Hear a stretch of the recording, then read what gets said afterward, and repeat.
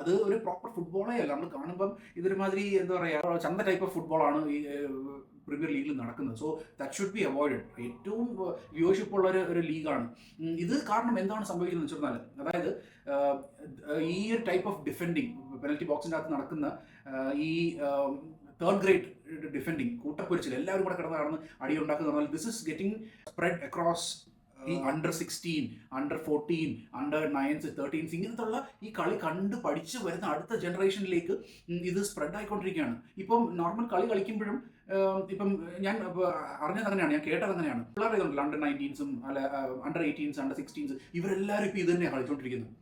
ഒരു കോർണർ കിട്ടി കഴിയുമ്പോൾ ഇവരെല്ലാവരും കൂടെ വന്നിട്ട് അതിൻ്റെ അകത്ത് ഈ ഒരു കൈൻഡ് ഓഫ് കെയോസ് ക്രിയേറ്റ് ചെയ്യുകയാണ് ചെയ്യുന്നത്. So this kind of football is getting influenced across all levels. ഇവർ തോന്നിയ ഈ തോട്ടി പരിപാടി കാണിച്ചിട്ട് പിള്ളേരാണ് അതിപ്പം ഏറ്റെടുത്ത്, പിള്ളേരാണ് അത് ആ കൈൻഡ് ഓഫ് ഫുട്ബോൾ കളിച്ചുകൊണ്ടിരിക്കുന്നത്. So I think this should be stopped.